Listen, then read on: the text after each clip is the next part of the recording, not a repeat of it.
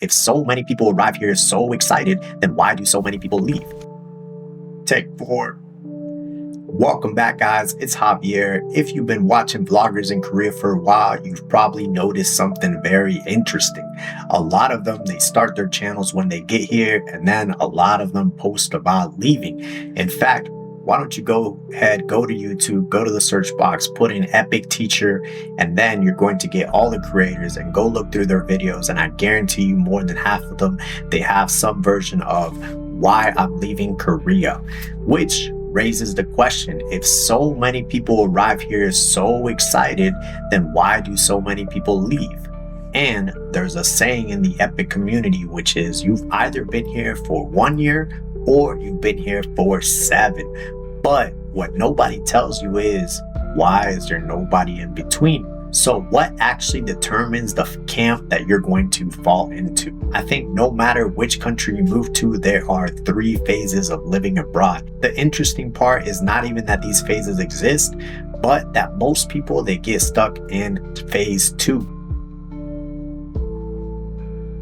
You're here in Korea, listen, your first 3 to 6 months, that's the easy part. Why? Because everything feels amazing. You got new language, new streets, new architecture, new customs, new food, new job, new friends. You even built yourself a whole new identity. You're not just living somewhere new, you are a new person now.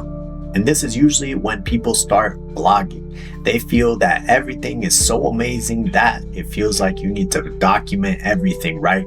But the part that they don't tell you is that this is really just not going to last. This is not something stable. This is just novelty, and novelty is going to wear away.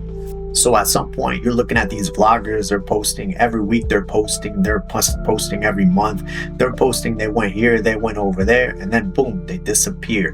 What happened? Well, the things that were amazing, the things that they thought were the best thing ever when they first came, they're just not cool anymore. The subway is not cool anymore. Now it's crowded. The food is not yummy. It's just repetitive. And then the culture that was so fascinating became an obstacle to getting the thing that they wanted. So they start to think, why is it this way? Why can't everything just be more simple? Why can't they just do it the way that we did it back home? And then around this time, something else happens, which is they start to question why it is that they came here. If this place is not as magical, if it doesn't feel like the K-drama that they envisioned, then why are they even here? And this is very nerve-wracking for a lot of people because they made a large sacrifice to come here. They left their home, their family, their friends, their career trajectory, and really the comfort that they had being able to know everything around them.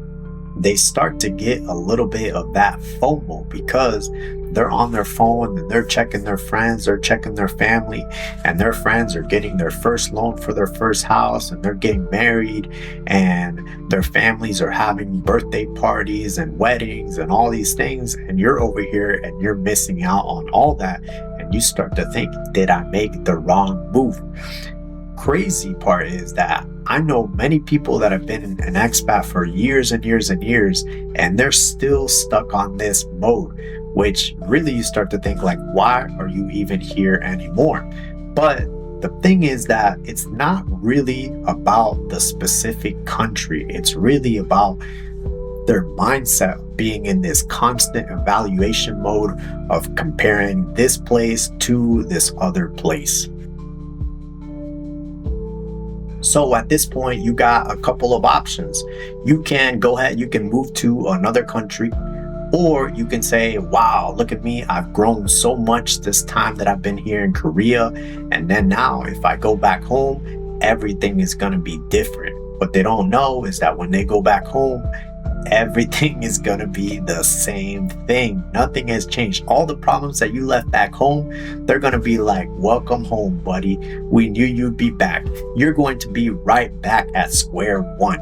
Now, there is the third path, and this is what I call the builder phase. This is when you accept that this place that you're at is like any other place. It has things that you're going to love and it has things that you're going to hate. It's not a K-drama paradise, and it's not a mistake that you made. And so you really stop evaluating what it is that you're going to do when your contract expires.